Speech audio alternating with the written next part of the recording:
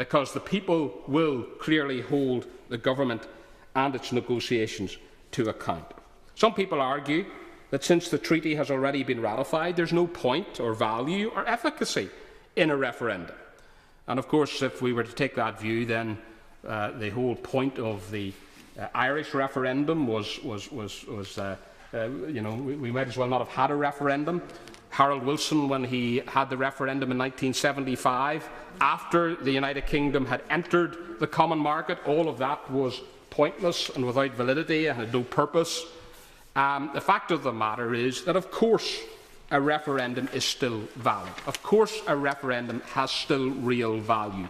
And it's only because of a lack of political will that parties are now withdrawing from it. As has been mentioned, some are arguing that there are ways short of a referendum to ensure that the United Kingdom's position is protected.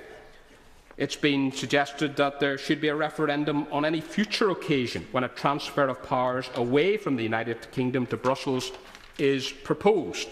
And I have no particular objection to that.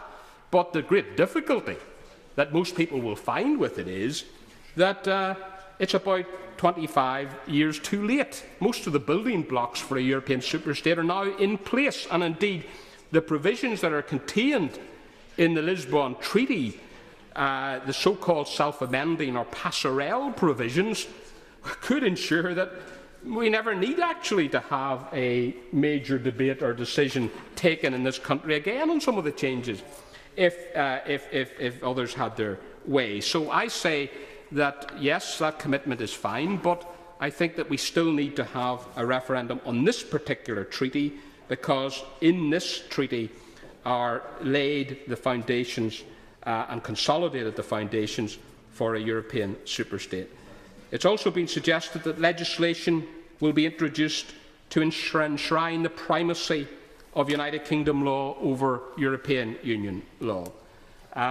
Again, one of the problems with that is, of course, that the Lisbon Treaty itself confirms the primacy of EU law, and disputes, where there are disputes between EU law and UK law, are resolved by the European Court of Justice, which is, of course, obligated to promote European integration.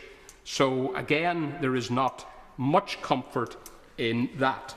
The fact is, Mr. Deputy Speaker, it is clear that even if you don't accept the argument that the Lisbon Treaty is virtually the same as the European Constitution, even if you say that that isn't the case, the fact of the matter is, when you examine the contents and the provisions of the Lisbon Treaty, no one can seriously argue that they are not of sufficient importance and fundamentally important to the way in which this country is governed, that they should not, even in their own right, be the subject of a referendum.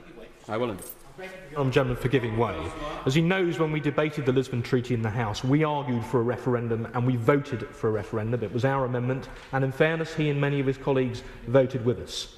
We've now said that, given that Lisbon is ratified, we believe we should introduce a referendum lock, so that any further treaty that transfers powers from Britain to the EU would have to be subject to a referendum. We would amend the 1972 European Communities Act in order to achieve that. I think he's just indicated that he would support that if an incoming Conservative government were to do it. Would he also support our parallel proposal to bring in a similar referendum lock if anyone ever tried to force us into the euro, to which we are very much opposed? Yes, I mean, we are on record as saying that there should certainly be a referendum on any proposal to take us into the eurozone, and we would be campaigning for a no vote in that case in terms of the euro.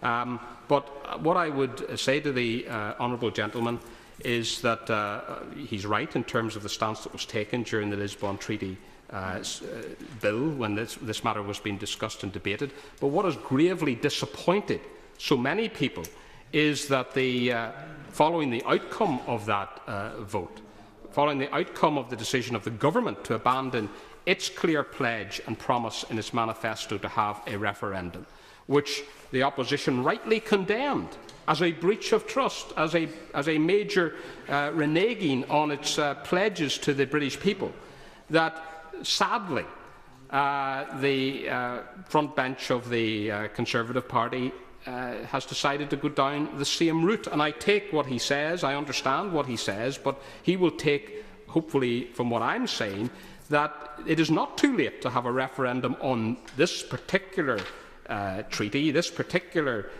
constitutional treaty, which I think is absolutely essential in its own terms, but I hope he will agree, from what I have said, is also essential in terms of helping to restore, Mr. Deputy Speaker, trust between the British people, politicians, political parties and the institution of Parliament.